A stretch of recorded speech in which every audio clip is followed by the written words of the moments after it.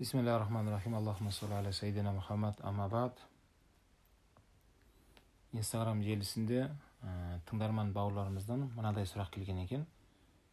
Үйленерден алдын ер адамдарға қандай дайындық керек деп сұрақ жолдаған екен. Өте орынды сұрақ, құрметті бауырлар. Әлі үйленбеген інілерімізге айтарымыз, өте орынды сұрақ. Бұған қатысты бірнеше мәселе айтқымыз келеді. Біріншісі, сол жігіт бозбалалар үйленбей тұрып, сол үйленудің, яғни отбасы құрмай тұрып, отбасы құрудың қыр-сырын біліп алған жақсы. Өйткені жалпы кез келген бизнес саласында болсын, құрылыс саласында болсын, кез келген салада адам бірден бастап оған кірісіп кетпейді. Оны жан-жақты зерделейді, оған қатысты бірнеше кітаптар қарайды, мамандармен жолығады. Сол арқылы сол саланы барынша қыр-сырын білуге тырысу арқылы нәтижеге қол жеткізеді. Отбасы ол одан да нәзік мәселе. Отбасыны бұлай үйлене салуға дайындықсыз бара салатын мәселе емес. Өйткені отбасы ол біреудің аманат қызын алғаннан кейін оған жауап береді ер азамат. Ол көлік емес, ұнамай қалса сатып жіберіп басқасын ала салатын, басқа. Бұл отбасы мәселесі жеті ойлап бір кесетін мәселе. Сол себепті бірінші мәселе, отбасы құрмай тұрып, жігіттер отбасыға қатысты бірнеше кітап оқуға кеңес берем. Яғни бір кітап емес, бірнеше кітап. Кітап оқу арқылы сол отбасының құндылықтарын түсінеді, оның жауапкершіліктерін түсіне бастайды. Оған қатысты отбасының ішіндегі қиыншылықтарды көре бастайды. Соны ер азамат сезіну керек. Сезіну арқылы сол аманатты қаншалықты жауапкершілік екендігін, және ол отбасы иесі сол жігіт екендігін, және сол жігіттің ұстанымына қарай оның отбасының мықты болуы, болашақ ұрпағының да мықты азаматтар болып ұрпақ болуына сол әке жауапкер екендігін, ол өте маңызды екендігін сезінеді екен. Өйткені бұл білім алу, ол Құрандағы ең бірінші аят. Алла Тағала сол білім алуды парыз еткен. Кез келген мәселеде білім алған кезде адам соның астындағы құндылықтарын, соған қатысты мәселені адам түсіне бастайды екен. Құран кәрімде Алла Тағала сол білетін мен білмейтіндер тең деп ойламаңдар. Қараңғы мен жарық теңе салмаған секілді, білімді мен білімсіз тең бола алмайды деген мағынада Құранда аят бар. Бұл аят жалпы кез келген мәселеде дейді. Мен отбасыға қатысты мәселеде сауатты, білімді болып отбасы құруға кеңес береміз. Бұл бірінші мәселе, демек, бірнеше кітап оқуға кеңес беремін.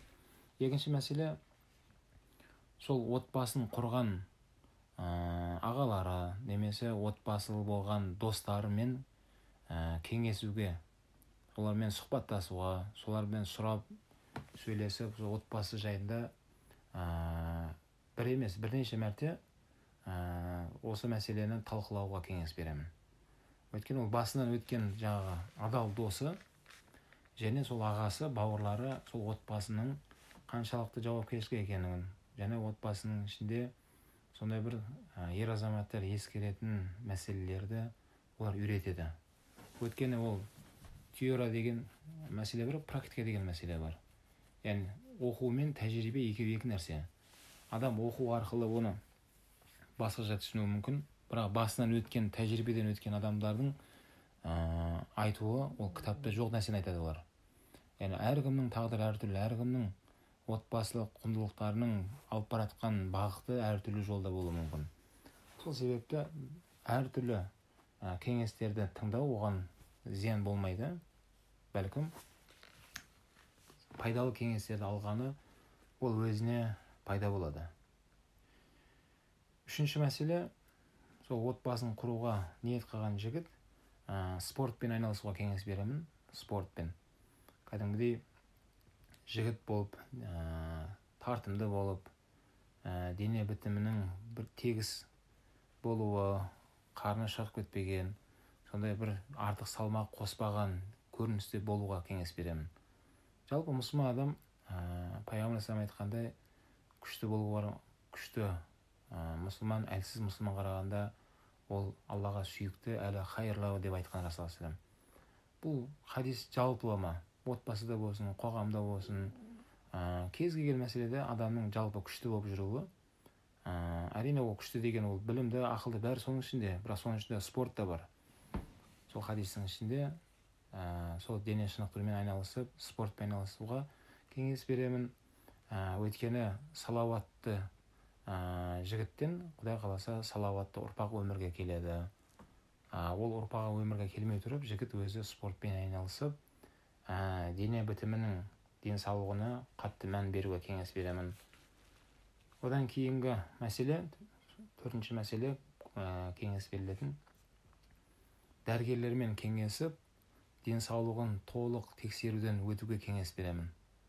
Әлі үйленбей тұрып, қыз баламен некесімен қосылмай тұрып, толық тексеріліп, денесінде қай жерінде бір ақаулықтары болатын болса, тіпті тісінде сондай пломбалайтындай жағдайға жеткен болса да, тістерін бәрін тазалатып, дене мүшелерін бәрін емдейтін жерлерін бәрін емдетіп, қаралып, денсаулыққа қарап, содан кейін барып, Құдай қаласа тұрмыс құратын болса, соның өзінен шыққан ұрпағы балаларына да сол таза қанмен денсаулығының сол сипаты өтеді екен.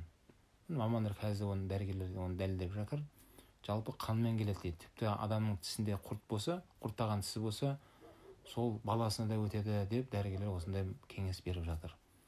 Сол себепті осы 4 бағытты кеңес беремін. Осы 4 бағытты барынша қолға алып, соны үйленбей тұрып, отбасы құрмай тұрып, осы мәселеге мән беретін болса, иншалла, Алланың көмегімен, Құдай қаласа, отбасының дайындық түрі осы. Сол дайындықпен, сол дайындығына Алла берекет береді, Құдай қаласа.